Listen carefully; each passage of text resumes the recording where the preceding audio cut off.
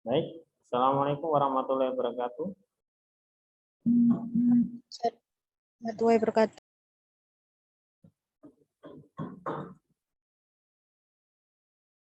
Suara saya jelas nih. Terima kasih untuk teman-teman hari ini. Kita masuk di pertemuan kedua. Ya, semoga hari ini kita semua dalam keadaan sehat walafiat, tidak kurang suatu apapun untuk mencari ilmu ya di pagi hari ini. Baik.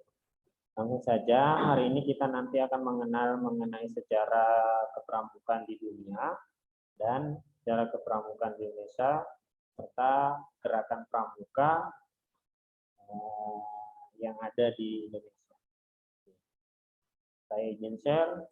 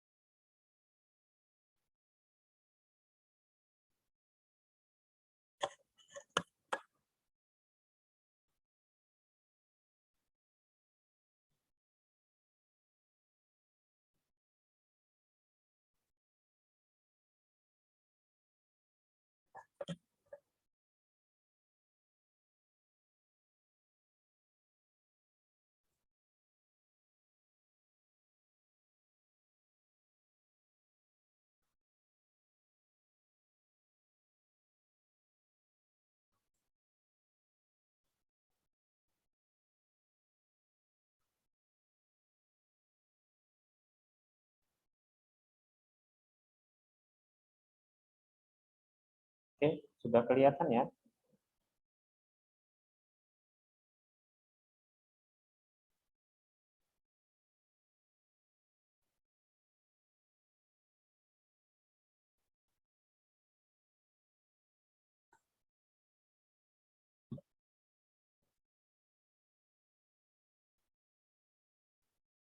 Oke, sudah kelihatan?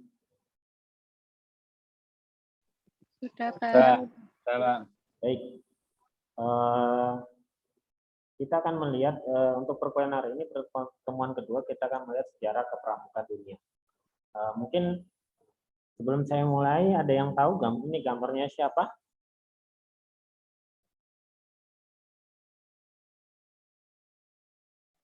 Itu Pak, Baden Powell. Oke, baik. Jadi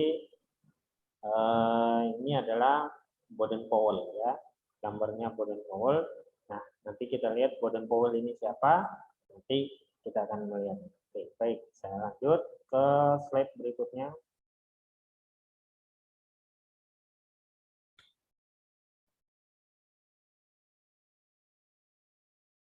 Nah, sejarah kepramukaan dunia diawali dengan sebuah gerakan yang dipelopori oleh seorang yang bernama Robert Stephenson Smith.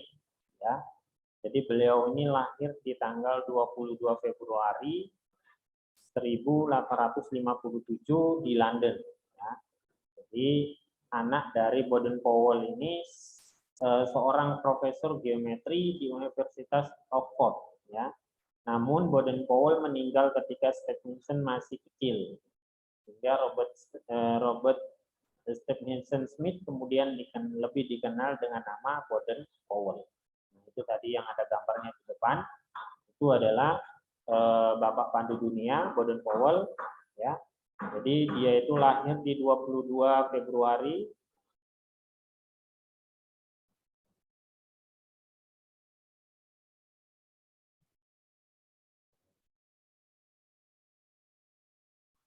lahir di London 22 Februari tahun 1857, ya. Jadi ini ketika nanti misalnya teman-teman sudah mengaplikasikan ke sekolah-sekolah, di tanggalnya beliau ini bisa dibuatkan sebuah referensi untuk membuka pelajaran, bisa dinyanyikan. Jadi nyanyinya itu seperti ini. Saya nyanyikan, dilihat nadanya saja, jangan dilihat suara saya. Ya. Jadi 22 Februari, hari lahirnya Baden-Powell, tahun 1857 di London. Baden-Powell, Pandu Dunia. Jadi bisa dibuat selingan untuk mengenalkan ke anak-anak bahwa mengingatkan Baden-Powell itu lahir pada tanggal 22 Februari di tahun 1857 di London. Itu ya. Jadi itu Baden-Powell. Oke, saya lanjut yang kedua. Slide berikutnya.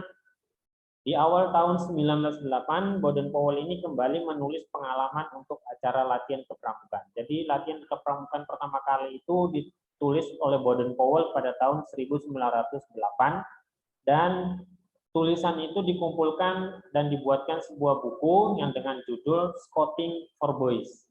Ya, jadi latihan ini, Scouting for Boys ini didirikan untuk latihan kepramukaan atau dibuat buku untuk latihan kepramukaan.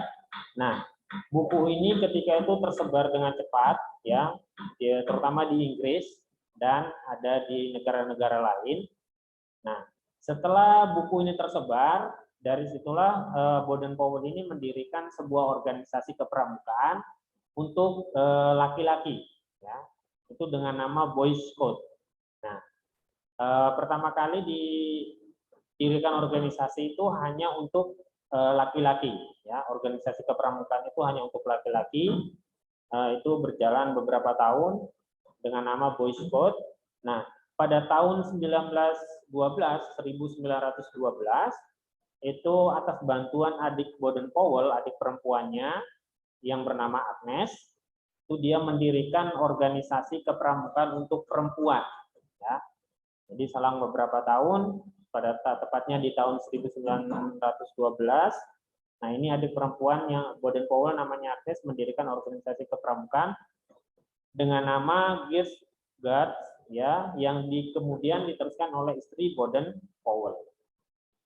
Jadi perannya Baden-Powell dan adik sama-sama, ya, jadi mendirikan organisasi kepramukaan untuk laki-laki, dan adik perempuannya mendirikan organisasi kepramukaan untuk perempuan. Itu di tahun 1912, dan untuk organisasi kepramukaan laki-laki itu di tahun 1908. Lanjut. Nah, pada tahun 1916 berdiri kelompok pramuka usia siaga, ya, dengan nama KAP atau Anak Serigala. Jadi selang 4 tahun, ya, tepatnya 1916 itu berdiri kelompok pramuka usia siaga masih kecil, ya. Jadi di situ dikasih nama Anak Serigala.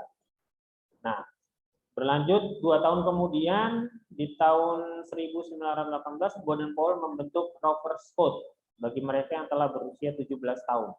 Nah, di sini selang 2 tahun Baden-Powell itu mendirikan atau membentuk Rover Scout bagi usia 17 tahun. Ini sudah mulai penegak, ya, penggalang, dan sampai dengan negara.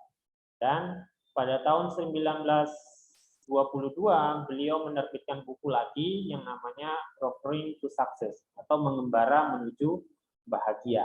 Ya, jadi bukunya sangat bagus, Mengembara Menuju Bahagia.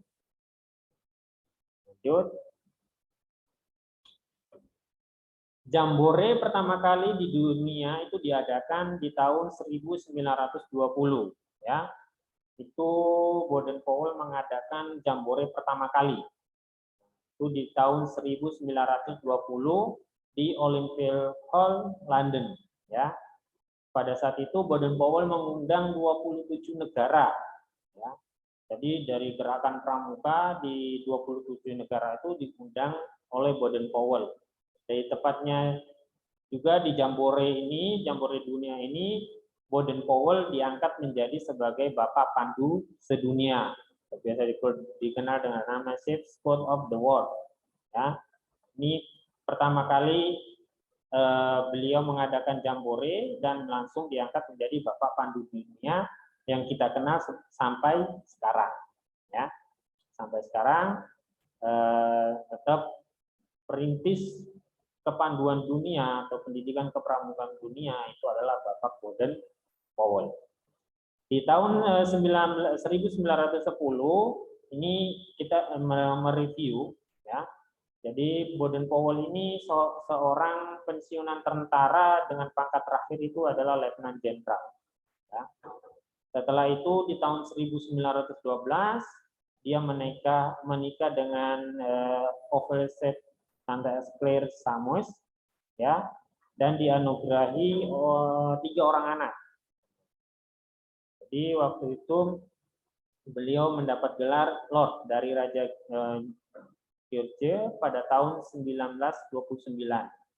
Dan Baden Powell ini wafat di tanggal 8 Januari 1941 di Nyeri, Kenya, Afrika. Ya, jadi dia lahir di London. Meninggalnya di Nyeri, Kenya, Afrika. Setelah banyak prestasi, setelah dia membuat Jambore dunia, ya. Setelah itu dia meninggal di Nyeri, Kenya pada tanggal 8 Januari 1941. Baik, itu tadi sejarah singkat mengenai kepanduan pendidikan kepramukaan kepramukaan dunia, ya.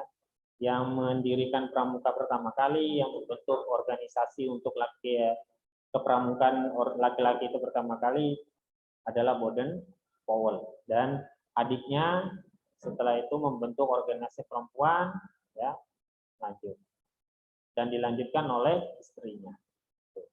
Oke, itu sejarah singkat mengenai kepramukaan dunia. Kita lihat sejarah kepramukaan Indonesia. Sekarang kita kembali ke negara. Sejarah kepramukaan Indonesia. Nah, gerakan pramuka di Indonesia itu diawali dengan didirikannya gerakan kepanduan, ya, kepanduan penjajah Belanda di Indonesia yang bernama NPPV atau Nederland Indisch van de Veenheid, ya. Jadi Persatuan Pandu-Pandu Hindia Belanda. Ini gerakan pramuka pertama kali, diawali dengan didirikannya kepanduan ini. Ya. Nah, pada saat yang sama, para pejuang kemerdekaan Indonesia ikut mendirikan gerakan kepanduan yang bertujuan membentuk manusia Indonesia yang baik dan menjadi kader pergerakan nasional. Nah, dengan dibentuknya kepanduan di gerakan kepanduan ini, muncullah organisasi-organisasi kepanduan lainnya, itu seperti JPO, Japanese Pandu Organization, JPP, Jong Java Pandevet, terus ada SIAP, Serikat Islam Abdeling Pandevet, dan Hizbul Waton yang biasa kita sebut dengan HAWI, ya, dan lain-lain. Ini sampai sekarang yang masih kita kenal sampai sekarang adalah Hizbul Waton. Jadi nanti kita juga akan pelajari tentang Hizbul Waton nanti. Ya. Ini pertama kali dibentuknya. Jadi organisasi kepanduan ini muncul, ya, ketika didirikannya gerakan kepanduan, ya. Oke, lanjut. Nah, ketika itu Belanda mencurigai adanya gerakan-gerakan kepanduan. Jadi waktu itu kepanduan ini dibentuk organisasinya untuk melawan penjajah. Ya.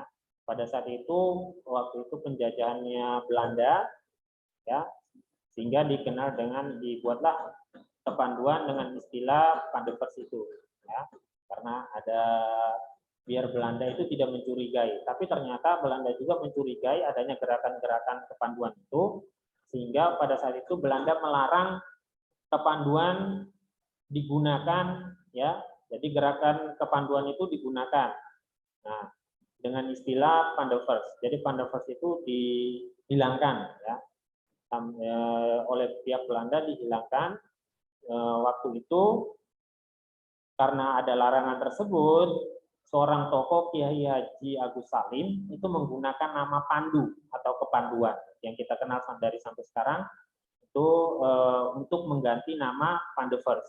Jadi Pandevers tadi itu diganti menjadi pandu atau kepanduan. Nah, organisasi kepanduan Indonesia yang menggunakan istilah Pandevers itu merubah menjadi pandu atau kepanduan, sehingga muncul lagi organisasi seperti KBI atau Kepanduan Bangsa Indonesia, BPPKI, Badan Pusat Persaudaraan Kepanduan Indonesia, dan lain-lain.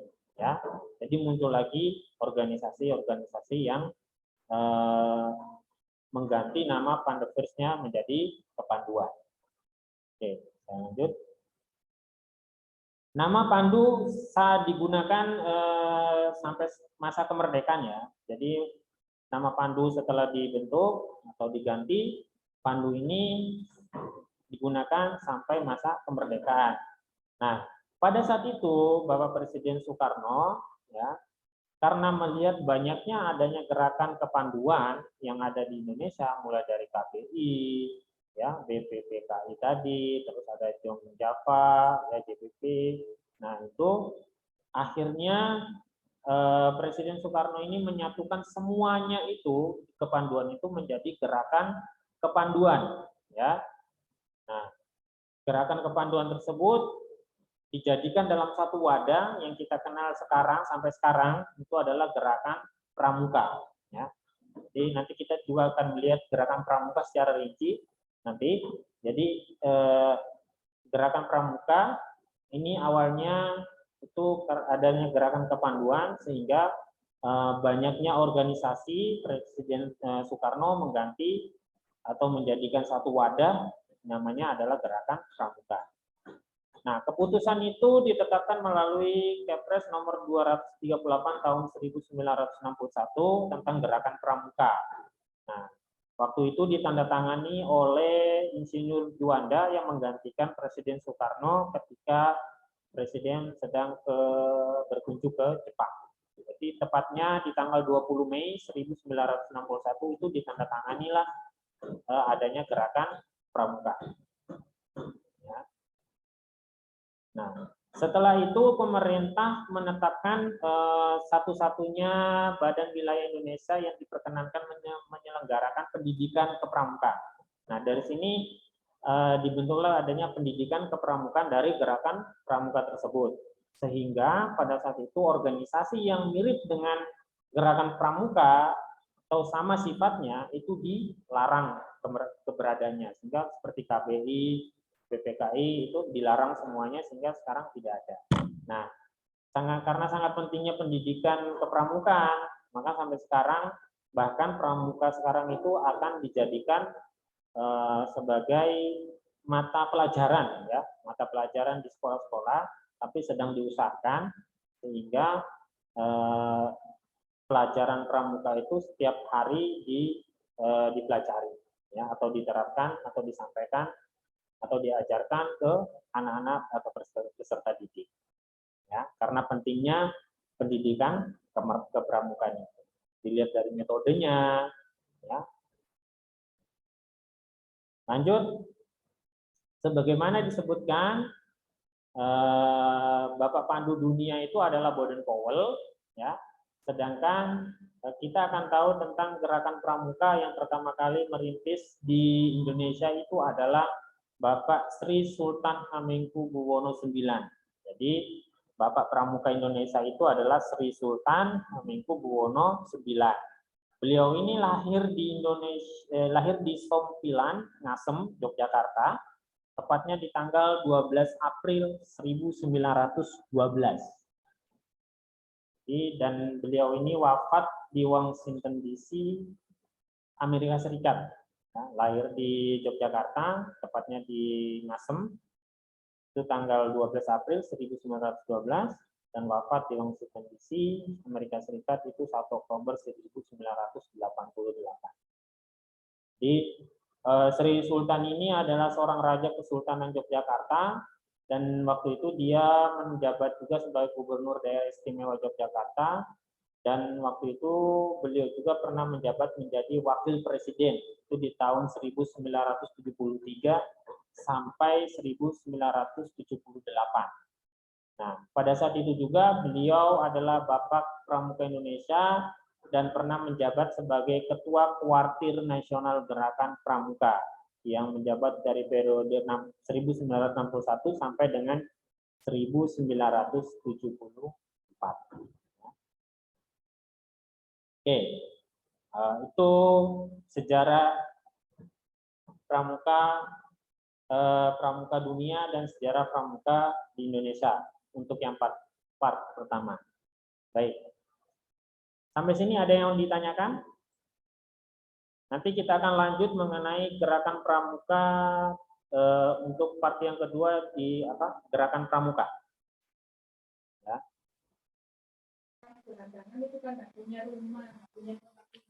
Pak, saya mau tanya, Pak. Oke, Pak Eko, silakan.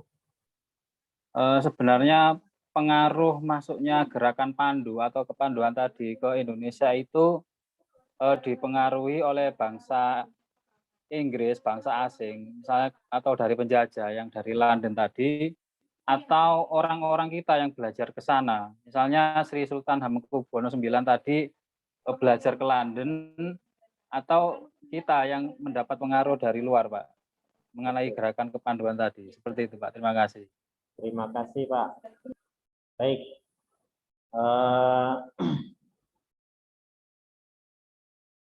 Dengan pertanyaannya tadi ya, Pak Eko, bahwa apakah kepramukaan itu dipengaruhi masuk di Indonesia itu dipengaruhi oleh negara luar atau kita sendiri yang membentuknya pada saat itu. Jadi tidak saya tampilkan di situ. Ini pramuka itu dipengaruhi pertama kali itu oleh Bapak Baden Powell. Jadi waktu itu dia mengadakan adanya jambore itu, ya. Jadi sebelum penjajahan itu juga sudah dibentuk yang tadi di penjajahan terutama di Belanda ya, Pak. Jadi dibentuknya kepanduan tadi itu salah satunya adalah untuk berperang, ya. Jadi diambil dari Bapak Pandu Dunia, ya, yang terakhirnya pangkat Letnan Jenderal itu. Di situ jambore, sebelum diadakan jambore itu semua latihan kepramukaan itu termasuk sandi-sandi, ada sandi morse, sandi semapur, dan masih banyak sandi yang lainnya, ada sandi kotak. Nah, itu adalah tujuannya adalah untuk berperang, ya. Jadi waktu itu dibentuknya itu sehingga pada saat jambore dikumpulkanlah 27 negara itu termasuk Indonesia, sehingga Indonesia pada saat waktu zamannya Belanda dia membuat suatu gerakan organisasi yang namanya organisasi kepanduan Hindia Belanda tadi yang dikenal dengan nama Pandavers, sehingga pada saat itu Belanda tidak mencurigai gitu adanya gerakan kepanduan tersebut. Tapi ternyata lama-kelamaan Belanda itu mencurigai juga. Akhirnya terbentuklah Belanda itu melarang sehingga adanya Pandavers, kemudian diganti dengan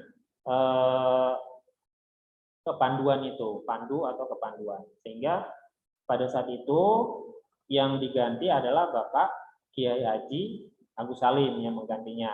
Dan diteruskan itu sama Bapak Sri Sultan Hamengkubuwono IX yang menjabat sebagai ketuanya sampai yang kita kenal di sejarahnya Indonesia. Seperti itu ya Pak Eko. Terima kasih, Pak. Ya, sama-sama Pak. Mungkin ada yang lain sebelum kita lanjut ke berikutnya untuk yang gerakan pramuka. Tidak ada. Oke, saya lanjut ya untuk yang gerakan pramuka.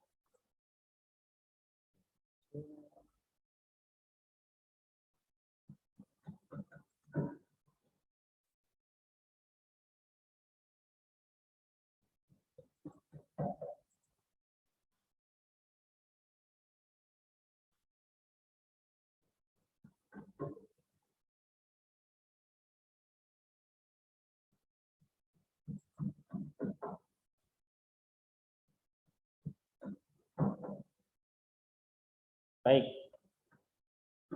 Gerakan pramuka di Indonesia.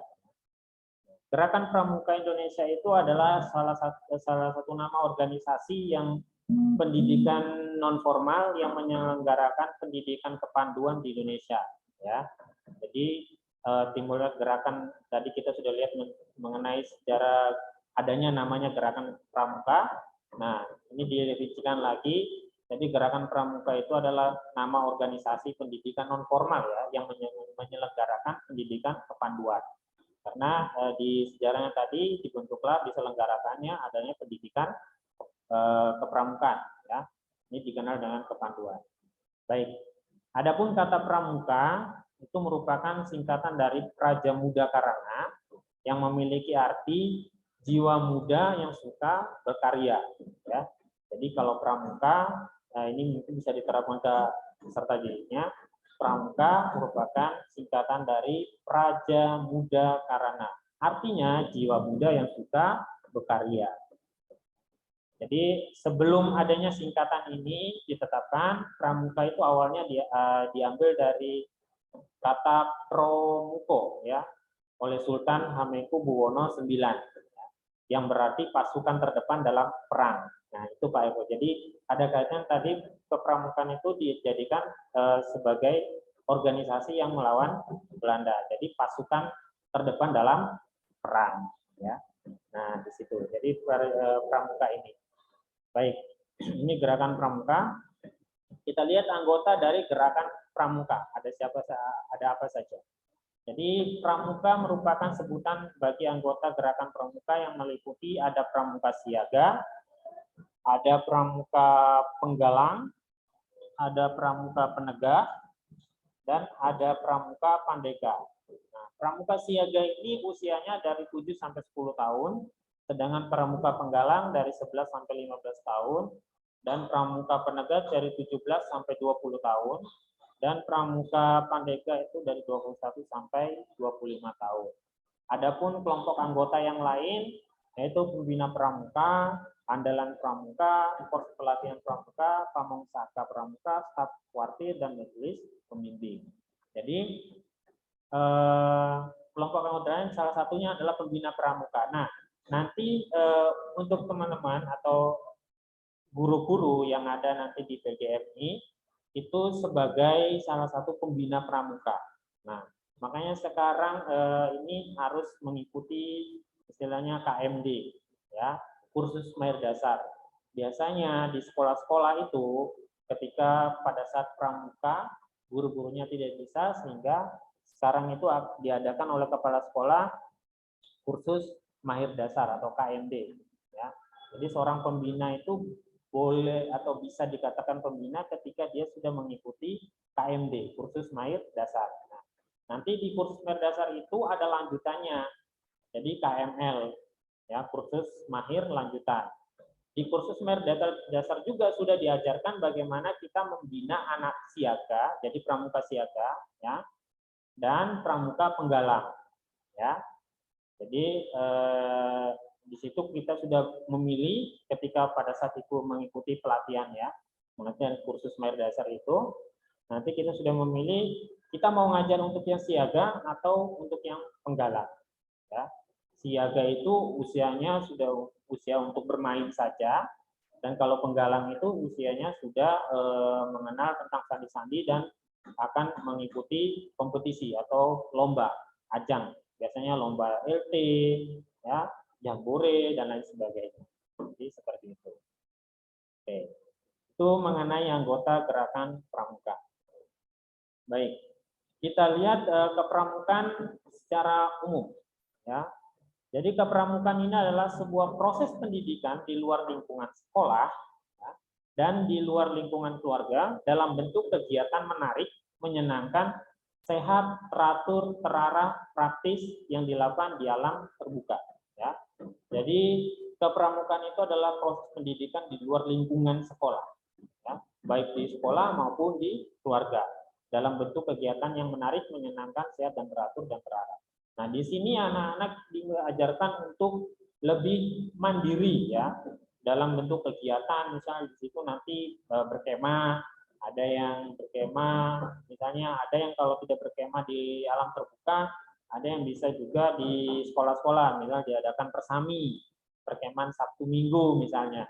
Nah, itu termaksud mengajarkan anak-anak untuk mandiri ya, bisa mandiri, bekerja sama dengan teman, saling menghargai, ya, dengan kegiatan-kegiatan yang menarik, misalnya ada malam api unggun, ada pentas seni dan lain sebagainya.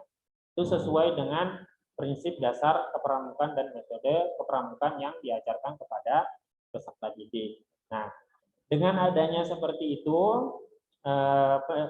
sasarannya adalah membentuk watak para siswa, ya. Jadi watak-watak peserta didik, mulai dari watak, akhlak, dan budi pekerti luhur, nah, itu semua diajarkan di situ, ya. Termasuk mengamalkan dasar dharma, ya. Nah, itu ada semua. Nah, kepramukaan ini juga adalah sistem pendidikan kepanduan yang disesuaikan dengan keadaan, kepentingan, dan perkembangan masyarakat, ya. Jadi sistemnya itu disesuaikan ya dengan keadaan dan kepentingan. Jadi ketika misalnya kalau di lingkup sekolah dasar mungkin ya, pertama di PGMI itu sudah misalnya diajarkan pramuka untuk apa? Persiapan untuk misalnya lomba tingkat misalnya. Ya, di situ banyak lomba yang misalnya ada yang misalnya memasak. Nah, di situ kan anak-anak akan diajarkan sesuai dengan keadaan mereka, bahwa mereka misalnya yang tadi tidak bisa masak, akhirnya bisa masak bareng temennya, ya, dan disesuaikan dengan perkembangan masyarakat yang sekarang. Itu mengenai kepramukaan, pendidikan kepramukaan ya, yang dilakukan di lingkungan sekolah, di luar lingkungan sekolah maupun lingkungan. Baik.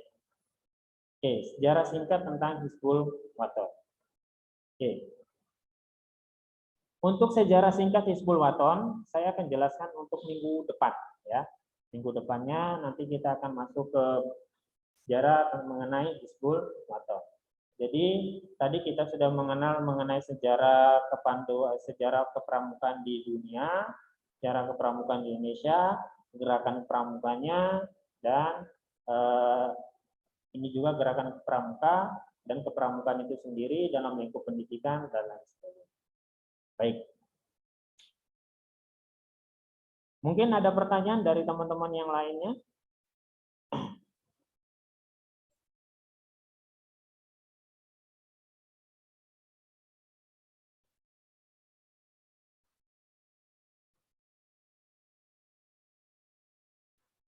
Untuk absensi nanti bisa di absen ke grup ya, karena sistem untuk jurnalnya belum tersedia dengan baik, jadi absennya manual di grup untuk yang pertemuan kedua hari ini. Di pertemuan ketiga nanti kita akan membahas mengenai Hizbul Waton ya, atau HW, sejarah singkatnya seperti apa. Nah, untuk pertemuan-pertemuan seterusnya nanti kita lebih banyak ke gerakan pramuka, karena nanti pengaplikasiannya ke luar sekolah itu banyak yang dipakai adalah gerakan pramuka, tergantung instansi apa yang nanti teman-teman mengajar di luar ya. Gitu. Mungkin ada pertanyaan?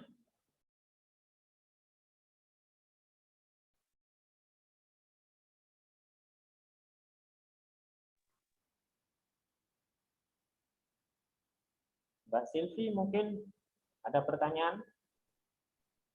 Atau dari yang lainnya?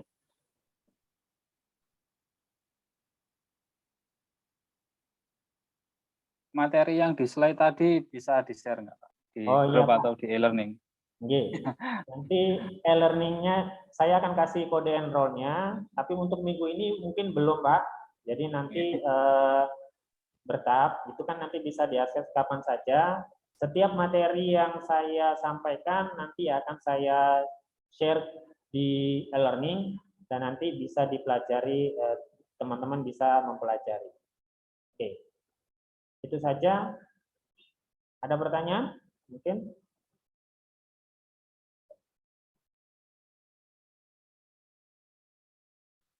Pak Eko ini ngajar di mana, Pak?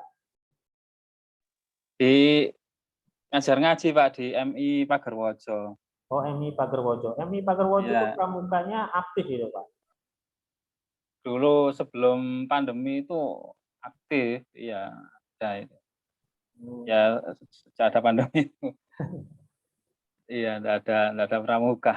Kalau yang SD-nya itu sekarang lagi persiapan untuk lomba tingkat. Oh gitu. Nggih. Nggih, jadi banyak latihan di sana. Mungkin kalau tetangga bisa masuk setiap sore, mereka latihan kegiatannya seperti apa, nanti mereka banyak di situ diajarkan mengenai sandi-sandi dan masak-masak, mungkin bisa lihat gitu, Pak. Iya, gitu. Mungkin ada lagi?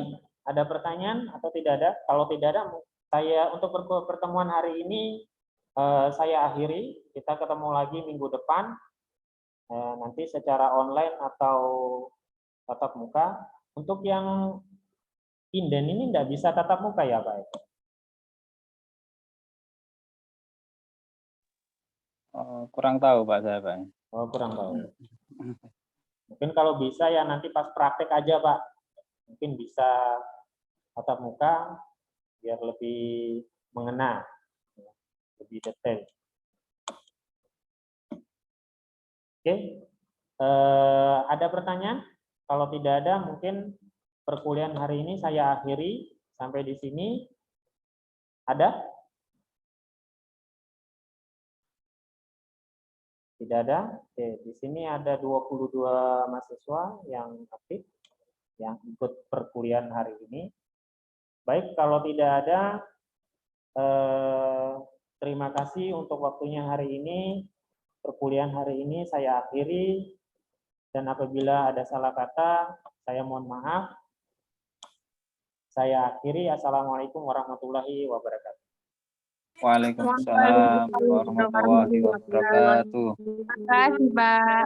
Sama-sama.